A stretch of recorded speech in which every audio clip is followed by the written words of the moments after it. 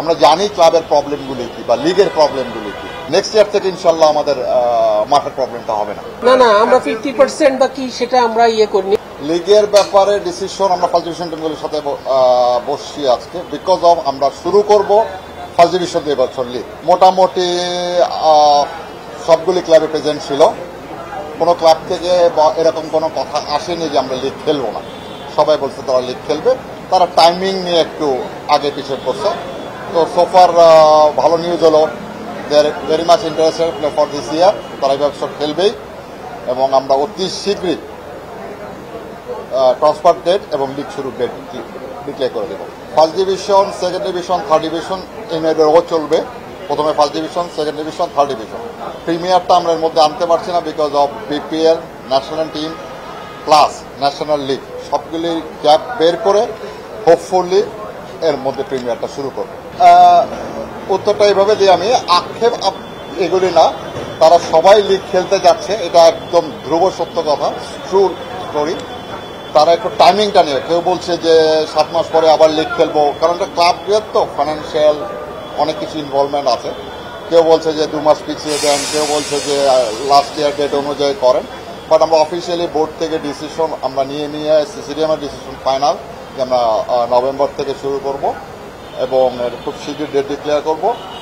তো একটা ক্লাব তো একটু করবেই, বাট হোপফুলি সবাই খেলবে।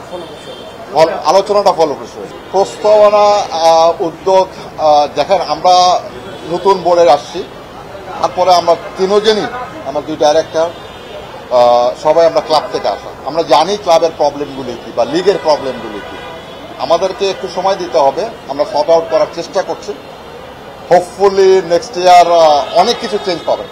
বাট এই বছরটা আমাদের ক্রিকেট সিজনটা সাধারণত অক্টোবর টু জুন, মে, জুনও যায় না, এপ্রিল মের মধ্যে আমরা শেষ করতে হবে বিকজ ওয়েদার অনেক কিছু নিয়ে।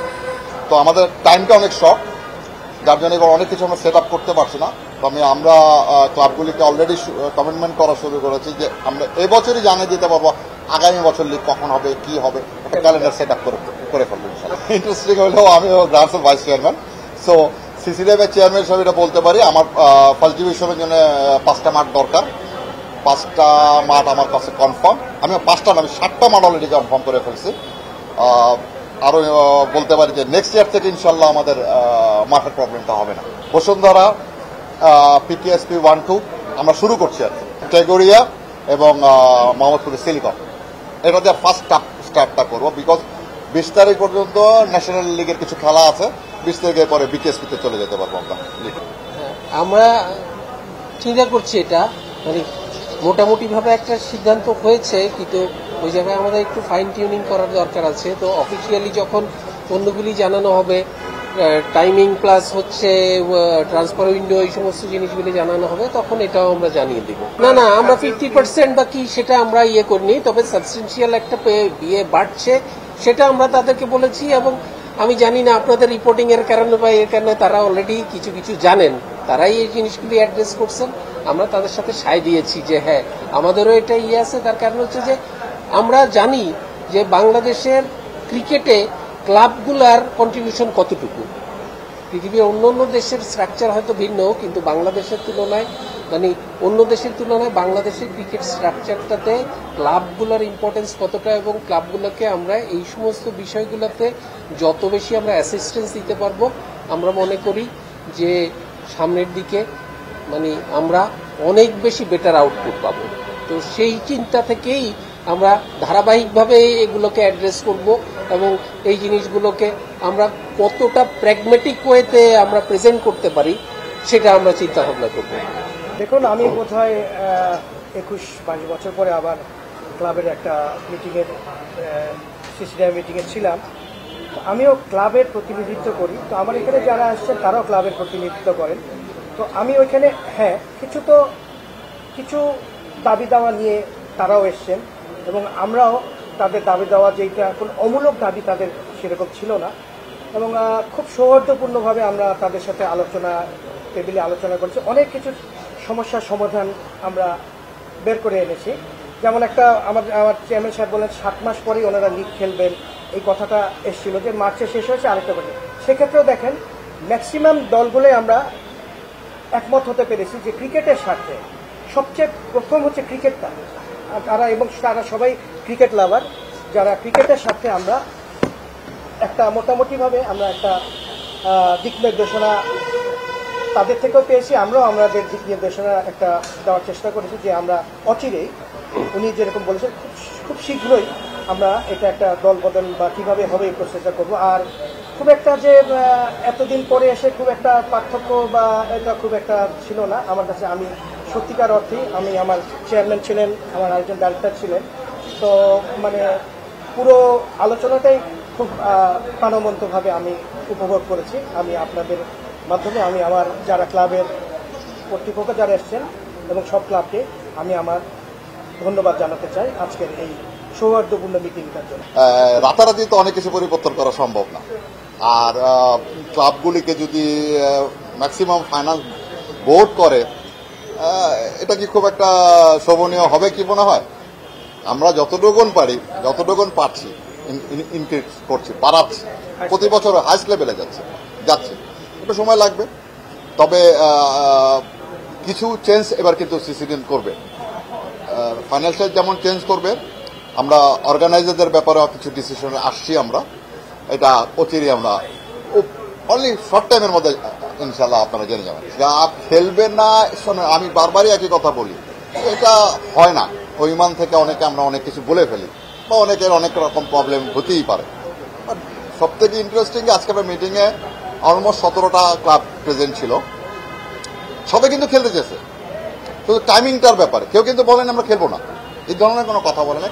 কিছু ইন্টারনাল তাদের পার্সোনাল প্রবলেম আছে, কিছু কারণ ক্লাবগুলি চলে ডোনারের রূপে, ডোনাররা অনেক সিস্টেমের মধ্যে যায়, এই জন্য একটু টাইম আগে পিছিয়ে করছে। বাট নো ওয়ান, এটা প্লেয়ারদের জন্য যেমন ভালো, বোর্ডের জন্য ভালো, ক্লাবগুলোর জন্য ভালো, সবাই খেলতে, কেউ নেগেটিভ কোনো কথা বলে না যে খেলবো না। আমি একটুখানি যোগ করি, সেটা হচ্ছে যে এই যে বললেন ক্লাবগুলি বা প্লেয়ারগুলি এদের ভিতরে ইয়ে হয়, একটা জিনিস আমাদের সবসময় মনে রাখতে হবে যে ক্লাব বা প্লেয়ার কিন্তু একে অন্যের পরিপূরক, এরা কিন্তু কেউ কারো পরিপন্থী না। অতএব আজকে কোনো একটা ক্লাব হয়তো অভিমান করে বা কোনো একটা প্লেয়ার হয়তো বিশেষ অভিমানের কারণে কিছু একটা বলতে পারে, কিন্তু at the end of the day আমরা কিন্তু সবাই জানি যে এরা একজনের পরিপূরক, এবং আমরা সৌহার্দ্যপূর্ণভাবেই দীর্ঘদিন থেকে বাংলাদেশের ক্রিকেটের যে ইতিহাস, এই ইতিহাসে কিন্তু আমরা সবসময় পরিপূরক হিসাবে কাজ করেছি এবং এটা ভবিষ্যতেও এটা চলবে। এই সমস্ত বিষয়গুলো নিয়ে আসলে এগুলি তো মানে শুধু আমাদের ইয়ে না, এগুলি বিভিন্ন সময় বিভিন্ন ইয়েতে ফোরামে এগুলি আলোচনা হচ্ছে। তো যেই সমস্ত যেহেতু আলোচনা হচ্ছে, এগুলি হয়তো আমাদের মানে নিকট ভবিষ্যতে হয়তো কখনো এই বিষয়গুলি নিয়ে আমাদের বোর্ডের মধ্যে এগুলি নিয়ে ডিসকাশন হবে, হয়তো একটা কিছু আসতে পারে। মানে আমরা যেহেতু এখনো কোনো ধরনের সিদ্ধান্তে আসি নাই, কারণ এটা হচ্ছে আমাদের এক দুইজনের ব্যক্তিগত কোনো সিদ্ধান্তের বিষয় না, এই সিদ্ধান্তগুলি হচ্ছে বোর্ডের সম্মিলিত সিদ্ধান্ত আকারে আছে। আমাদের প্রস্তাবনা তো এরকম, শুধু আমাদের প্রস্তাবনা না, আপনাদের মাধ্যমেও অনেকগুলি আসলে গ্রেপ ভাইন থেকে অনেক কিছু কারো প্রস্তাবনা দিতে হয় না, মানে অ্যাজ এ হোল সিস্টেমই আসলে প্রস্তাব দিয়ে দেয় যে এই জিনিসগুলি নিয়ে আলোচনা হয় কি হয় না। যেমন ধরেন অনেক সময় দেখা যায় যে হাইকোর্ট বা আদালত কি করে, ওই পত্রিকার ইয়ের উপরে স্বপ্রণোদিত হয় একটা সিদ্ধান্ত দিয়ে দেয়, তো সেই জিনিসগুলি কাউকে আলাদা করে অ্যাপিল করতে হয় না। তো আপনাদের যে সবার সম্মিলিতভাবে বিভিন্ন জিনিস বিভিন্ন সময় প্রস্তাবনা উঠে আসছে, এগুলি সব কিন্তু বোর্ডের নজরে আছে। হয়তো কোনো একটা উপযুক্ত সময়ে এগুলি নিয়ে আলোচনা হবে, হয়তো একটা ইয়ে হবে, হয়তো একটা সিদ্ধান্ত আসতে পারে। কিন্তু যেহেতু আমাদের ভিতরে এখনো কোনো ইয়ে হয়নি এই ব্যাপারে, আপনারা যদি বিশদ কিছু জানতে চান আমরা অপারগ, আসলে আমরা এখনো বলতে পারবো না। প্রথম, সেকেন্ড ডিভিশন, থার্ড ডিভিশন কেন করা হচ্ছে? প্রথম, বিকজ আমাদের প্ল্যান এবং বোর্ডের প্ল্যান হলো ফার্স্ট ডিভিশনের যদি প্লেয়াররা খেলতে না পারে তারা সেকেন্ড ডিভিশনে খেলতে পারবে, সেকেন্ড ডিভিশনের প্লেয়ার যদি খেলতে না পারে থার্ড ডিভিশন খেলতে পারবে। আমরা যদি থার্ড ডিভিশন থেকে শুরু করি, এই প্রবলেমটা আমরা গত 4 বছর আমি এজ এ ক্লাব অর্গানাইজার হিসেবে ফেস করছি, এবং আমার সাথে আমার ভাইস চেয়ারম্যান ফেস করছে, নাজমুল ভাই ফেস, সবারই আমরা ক্লাবের লোক আমরা ফেস করছি। হয়তো থার্ড ডিভিশনে যারা খেলতে পারে না, রিয়ার আছে যে তারা সেকেন্ড ডিভিশন ও ফার্স্ট ডিভিশনে খেলতে পারে। একটা প্লেয়ার একটা বছর পুরোপুরি বাতিল হয়ে যাচ্ছে, অফ হয়ে যাচ্ছে, তো আমরা প্লেয়ারদের খেলতে দিতে যাচ্ছি, এটা হলো মেন কারণ।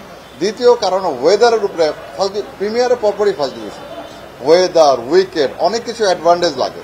কারণ ফার্স্ট ডিভিশনের প্রতি বছর না হোক 2-4টা প্লেয়ার কিন্তু প্রিমিয়ারে খেলছে, তো ওদেরকে একটা বেটার খেলার ব্যবস্থা করে দেওয়ার জন্য, এবং মাঠটা থাকে একদম স্টার্টিং এর মাঠটা থাকে খুব ভালো, আপনারা সবাই জানেন, গ্রাউন্ড সম্বন্ধে জানেন। এই কারণে আমরা ফার্স্ট ডিভিশন শুরু করব, সেকেন্ড ডিভিশন, থার্ড ডিভিশন তারপর। আসলে এরকম, এটা কিন্তু আমি আপনাকে খুব ক্লিয়ারলি বলি, এ ধরনের কমপ্লেন আমরা শুনছি, বাট অফিসিয়ালি কোনো প্লেয়ার কোনো সময়, খুব রেয়ার দু একটা ঘটনা ঘটেছে যে বোর্ডকে বা সিসিডিএনকে ইনফর্ম করে, বাইরে বলছে যে আমরা পেমেন্ট পাই না বা পেমেন্ট ক্লাব দিচ্ছে না। আমরা কিন্তু যে দুটা তিনটা প্লেয়ারের, সেটাও সিসিডিএমে আসেনি, কিন্তু আমি লাস্ট ইয়ার পর্যন্ত বলছি, এবার এটা বলতে পারবো না, লাস্ট ইয়ার পর্যন্ত বলছি, যে দু তিনজন বোর্ডকে ইনফর্ম করছে, প্রবলেমটা সলভ করা হয়েছে। এখন সিসিডিএম এটা কিভাবে স্টপ করতে পারে, বা এটা একটু আমাদের চিন্তার বিষয় আছে। এত ইজিভাবে তো আমি বলে দিলাম না আমি এভাবে করবো, এটা হয় না। আমরাও ক্লাবদের সাথে বসি, লিগটা শুরু হোক, আমরাও ক্লাবের কাছ থেকে অ্যাডভাইস যাবো, আপনারাও আমাদের করেন, প্লেয়ারদের কাছ থেকে অ্যাডভাইস নেবো, একটা কোথাও গিয়ে তারপরে না, এটা মেনলি তো পারমিশনটা লাগবে বোর্ড থেকে, একটা কংক্রিট করে কিছু রেডি করে বোর্ডকে আমরা দিয়ে চিন্তা করবো।